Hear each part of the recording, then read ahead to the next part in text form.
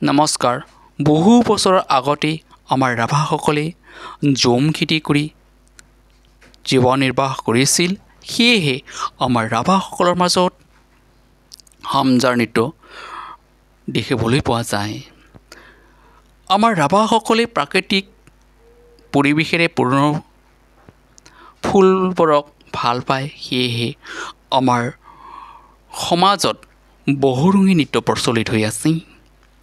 আমাৰ ৰাভাসকলে মংগোলীয় গোষ্ঠীৰ লোক, ক্ষত্ৰিয় বংশৰ। সেয়েহে যুদ্ধ কৰি ভাল পায় আৰু আমাৰ সমাজত এতিয়াও সেয়েহে ধাৱা নৃত্য প্ৰচলিত হৈ আছে। সাজপাৰৰ ভিতৰত ল'ৰাবোৰে গামোচা পিন্ধি গলত পাজাৰ লৈ ভাল পায়। ছোৱালীবোৰে কামবং ৰোফান পিন্ধি ভাল পায়। বাইশু ৰাভাসকলৰ প্ৰধান উৎসৱ। ই জেঠ মাহৰ পূৰ্ণিমাৰ দিনাখন হয়। চৰাইৰ ভিতৰত মাঞ্চালিংকা আৰু পাদাংদিকা উল্লেখনীয়। নিজৰাৰ ভিতৰত আমাৰ ৰংচাইজৰা, ফেদাৰজৰা, ৰংঘাটি ইত্যাদি লিখত ল'বলগীয়া।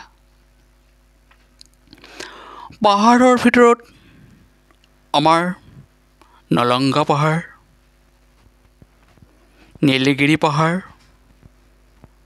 বাৰালি পাহাৰ, গালমাচু পাহাৰ ইত্যাদি ইত্যাদি। পূজা পাৰ্বণৰ ক্ষেত্ৰত আমাৰ ৰাভাসকলে নানা ধৰণৰ দেৱ দেৱীক পূজা কৰি আহিছে। ইয়াৰে শিৱ পূজা অৰ্থাৎ শিৱক ঋষি পূজা হিচাপে পূজা দি আহিছে। বিবাহৰ ক্ষেত্ৰত বুঢ়ী ৰিংকাই অৰ্থাৎ জাচুকি যোৱা আৰু নখ ঢাংকাই ঘৰ সোমোৱা, এই দুয়োটাৰ ভিতৰত আমাৰ ৰাভাসকলে বিবাহ পাশত আবদ্ধ হয়।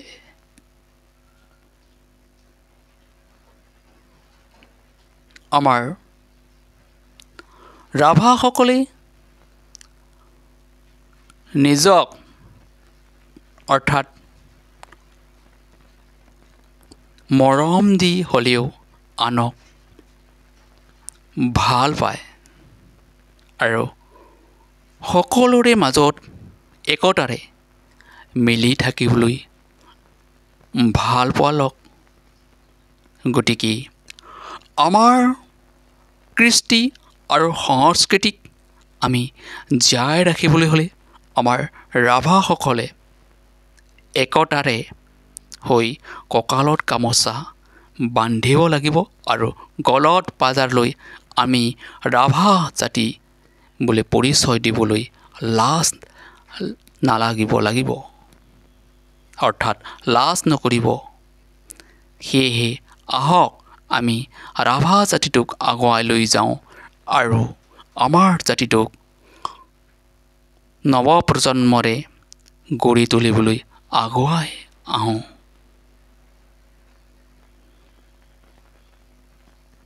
সেয়েহে মই ইমানতে সামৰণি মাৰিবলৈ লৈছোঁ। সকলোকে নমস্কাৰ।